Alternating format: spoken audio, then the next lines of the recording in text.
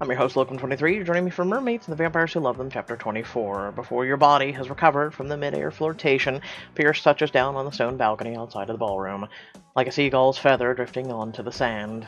Salt wind from the bay howls past, whipping up what's left of your dress. You take a step back to adjust it. Pierce's eyes fly open and his fangs slide down. You've been shot! Calm down, only a little. Don't you go all vampire psycho about me getting hurt. First, I need to... kiss him again. You know you're sexy when you go all vampire berserk. It shows you care. Oh, I do care. He prowls towards you like some kind of land shark. You pull him the rest of the way towards you and press your lips and run your fingers through his deliciously sexy mussed hair. Ow! You step back, and that's when you notice... What happened to your head? I got knocked unconscious. He says this casually, as if he's remarking on the weather or a title schedule. How did Darkins manage to knock out an immortal vampire with a head of steel? When I felt your distress, I flew to the lab. Darkins was waiting. Never saw him coming. You gently touch the slightly caved-in spot on the top of his head, assessing the damage. You'll be alright. This is not a question. He isn't allowed to be anything other than alright. Yes, the good news is Darkin must have thought I was dead. Deader, maybe? So he left, giving my body time to shut down for repairs. I woke up about 10 minutes ago when someone interrupted my slumber with a loud, screechy yell. It was not screechy. Pierce purses his lips. Okay, maybe it was a little screechy. Out with it now. What happened to you? Darkins did shoot me, among other things. But thanks to your vampire blood, I'm almost healed. Pierce snarls. I am going to tear off his limbs, then make him watch as I feed them to hellhounds. Must remember never to anger the vampire. More than I already do. You might not have to, rip his limbs off. Last I saw Darkins, he was drowning in a sea of rats. Pickles burst onto the balcony, squealing with joy. Waverly, you're safe! Thunder and Lilybella follow Pickles and race towards you in a huge group hug. Waverly Pierce, you guys are alright. We were so scared Darkins had hurt you. I was worried about all of you as well. You peer past them into the ballroom. The floor is tangled of broken statues, shards of glass, trampled food, scattered chandeliers, and smashed dishes. It looks like a beach after tsunami, or the beach boardwalk after the first night of a summer vacation. What happened in there? You missed so much. Tell me. Well, Shelley's mom called the Mirror Queen once they got to the Sharkweather yacht, and the Queen sent a personal guard via ferry transport. They carted Darkins and Mr. Sharkweather off to Merfolk jail. You shudder thinking about being jailed in that horrible iron cage. Thunder puffs out his chest. I kept Darkins and Sharkweather tied up with my rope until they got here. Lilybella stands on tiptoes and kisses Thunder. Oh, Thundy. Thunder growls with happiness. Oh, I almost forgot. Lilybella flashes you with an evil smile and bites her lip, which makes you nervous. The Merqueen's guard brought you a surprise. You narrow your eyes. Brought me a surprise? Where is it? Lilybella glances back at the ballroom. Not sure it'll turn up. I hope it's the keys to an underwater, aquatorial palace, which I totally deserve after saving her kingdom from a madman. Why are all you looking at me like that? I'd share the palace with you if you didn't need air to survive. I don't need air. And he proves it by kissing you for so long. Your toes curl, your bones turn to liquid, your heart beats faster than a hummingbird's wings. You have to end it first or die from asphyxiation, which is actually kind of a difficult choice. Thunder wriggles his eyebrows. Nice. You playfully clout Thunder on his shoulder and recoil in pain. It's like hitting a boulder. I don't know what you did to Darkins, Waverly, but he was begging to be taken away. I'm hoping you can give me some tips I can use on fire spirits. He said something about a infernal mermaid who ruined everything. But he kept asking for August and Mary. They were Darkin's snake tattoos, but they attacked me, so I had to turn them into palm trees. That is a sentence you never thought you'd utter. Thunder and Lily-Bella wrinkle their brows, but don't ask for further explanation. So, how'd you beat Darkin? I had some help from a few rodental friends. You look like a raw hamburger. Did Thunder just drool a little? Ugh. Then Fairy Princess Finisa showed up and wiped the evening's events from the humans' minds and the electrical devices. She was super pissed that I stole her wand. I think I moved up the coveted baddest student spot on her bad list. What does that mean? I have no idea. It's just an honorific title. Pickles sneezes. Instead of the ripped, bloody, white-slitted uniform, now you're in a full fairy godmother or goddaughter regalia. Satin blue princess gown and glass slippers. Sorry. Pinkles, what's up with the fairy flu, and how do you get well? It won't go away until... Stares at her bare feet. Until what? Until I stop being in love with Fenton. Fairy godmothers aren't allowed to date. Put your hands on your hips, adopt a stern expression, and say... You're finally admitting you're in love. Pickles blushes. I guess. That's wonderful. But what will you tell your mom about your career shift? About that. Pickles manages a small smile and whispers, as if saying, too loud will make her dream crumble like a castle of ash. I'm going to be a dragon rider. That's amazing, Pickles. Much better than granting other people's wishes. Wait, speaking of dragons, where's Fenton? You're here just in time to see him take care of the Elixir of Sea shipment. She points over your shoulder. Watch. You turn and see a fireball illuminate the side of a nearby hill. Fenton? She grins. Yep, he was searching for the truck. It looks like he found it. Is the driver okay? Don't worry, he said he was going to scare the human away using his impressive wingspan. I guess for dragons it's all about wingspan. Yeah. You make a mental note to ask Finisa to find the truck driver and adjust his memory. So the merfolk, Shelley, and Cupid are safe on the boat. Darkins and Sharkweather are in custody. Fenton finally knows what he is and is something super cool. Thunder got to tie someone up, and Lily-Bella is officially a badass. Pickles is entertaining a career change, and we've proven that despite all logic and expectation, there is something harder than pierce the skull. The only thing left to do now is... hang out with our boyfriends. I don't know if there's any leftover corn dogs and have a victory party. Head back to the cabin and collapse. You yawn. Maybe it's time for some sleep. How do we, get back?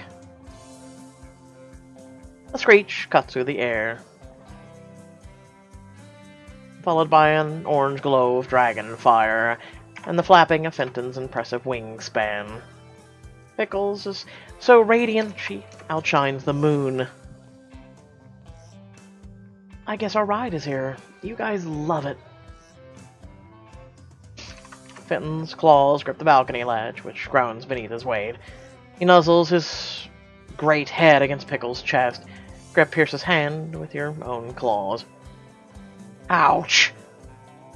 Pickles, just because you want to embrace a hazardous career riding dragons, which I fully support by the way, that doesn't mean the rest of us are that crazy. Are you kidding?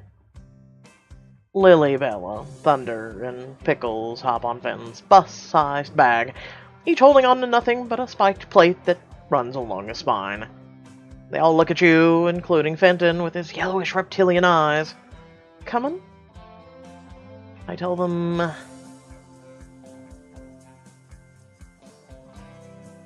I'll just go with Piers. You guys go on ahead. Pickles glances at Pierce and then nods. See you guys back at the cabin. Pierce smirks. What? It's a well-known fact that vampire flight is safer than dragon flight. He whispers in your ear. And it has nothing to do with finishing what we started the last time we were in the air together. Your face heats despite the freezing sea air. Pierce pulls you close, his lips barely touching yours, when someone utters the 3 most mortifying words you can imagine hearing at this moment. Oh. It's Daddy, dearest. Hello, Daddy, dearest. Waverly Marie Fishwater. Dad? Mr. Fishwater. Dad, how did you get here? He suppresses a smile. Happy to see you too, Angelfish. I came with the Queen's personal guard. That explains the surprise Lilybella mentioned earlier. But before you realize what you're doing, you charge towards him.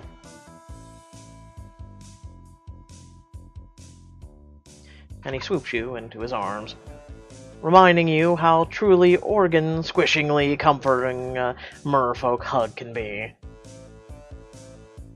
And something wet drips on your head. Oh, Waverly. You peer up to find your dad, crying. Your stomach twists. Dad, what's wrong? Is Mom okay? Mom's fine, it's just... What? I'm just so proud of you. Incredibly sorry for putting you in danger.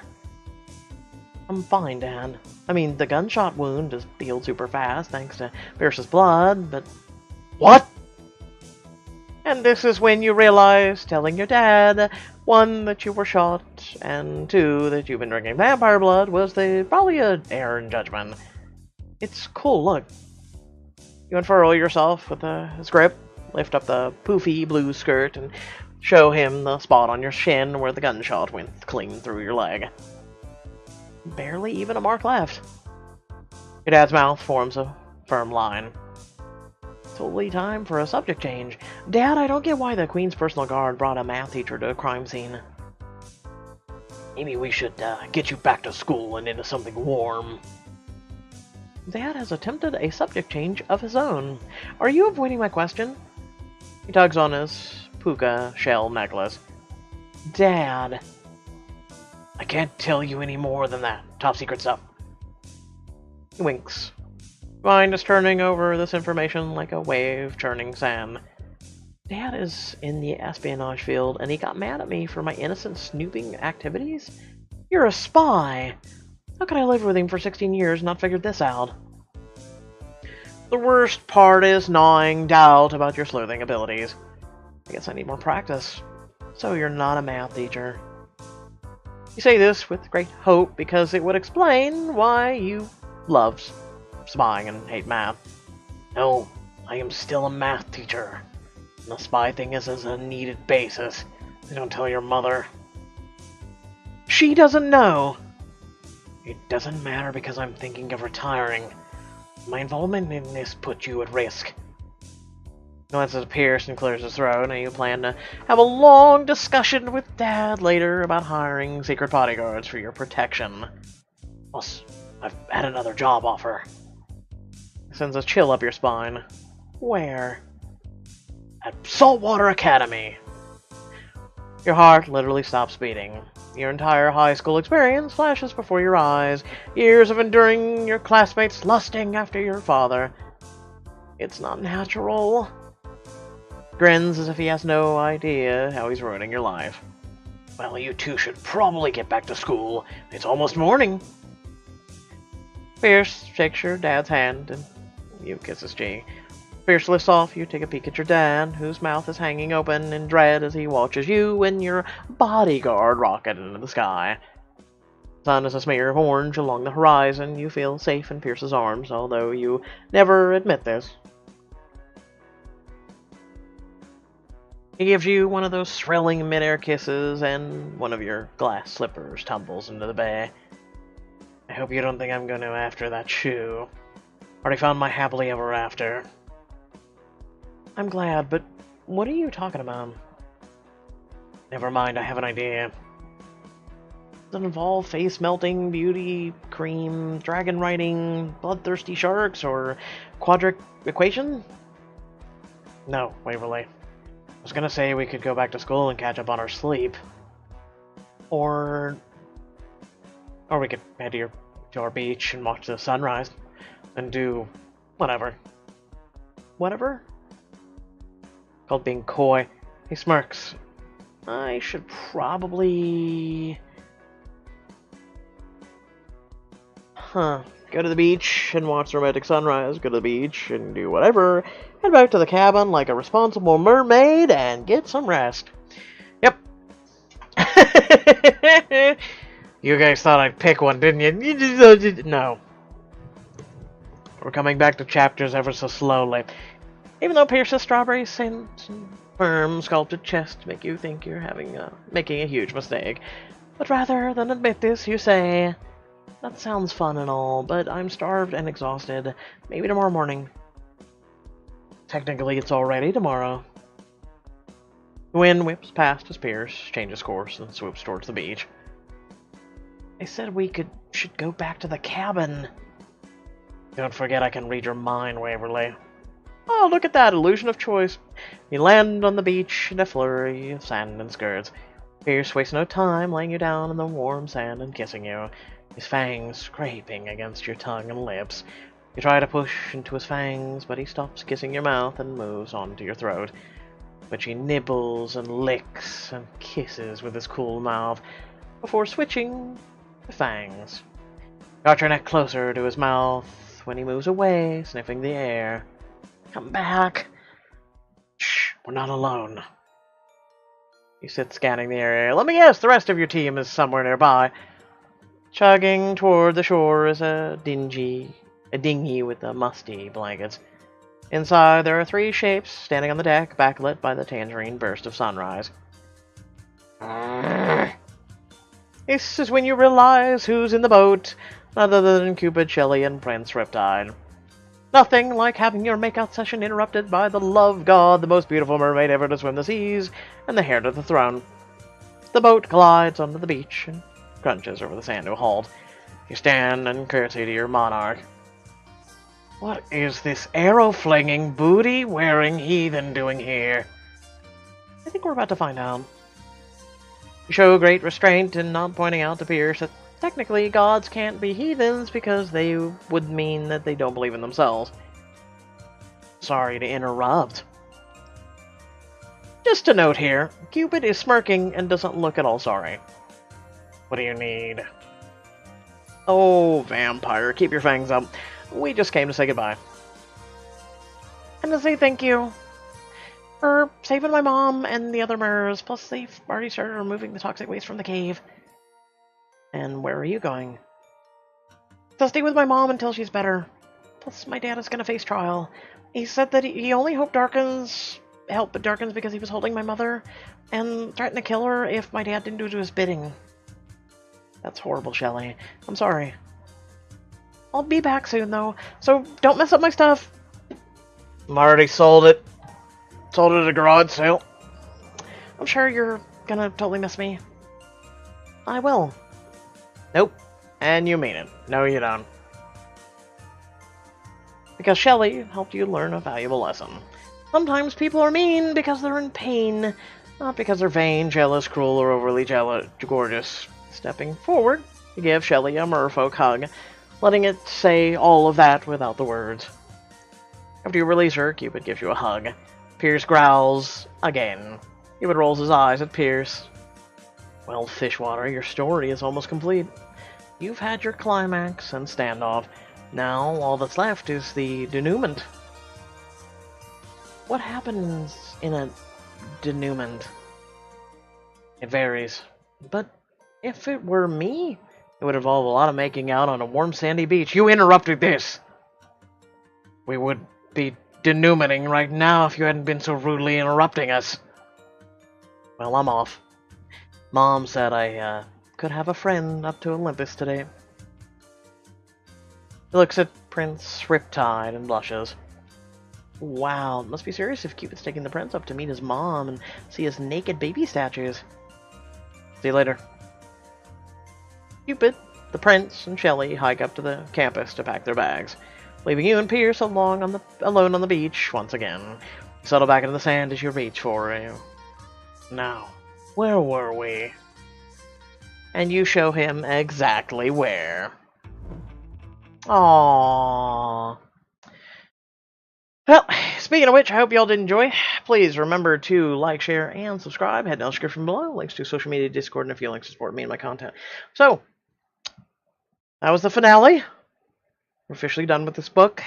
I know, you guys want Vampire Girl. You guys want the other ones. I've been hearing about it. People have been messaging me. Hopefully the whispers are true. Hopefully I'm wanted again. But no, seriously. You can also hit that join button down below. Gives this awesome feature. Gives several bonuses. You guys get emojis to use. You get a special little thingy on your name. You get to be called out by me, and then you get a little personal post, and you get a bunch of stuff. Okay, and you're helping out the channel and your community and me. So please consider, being a sponsor and smacking that join button.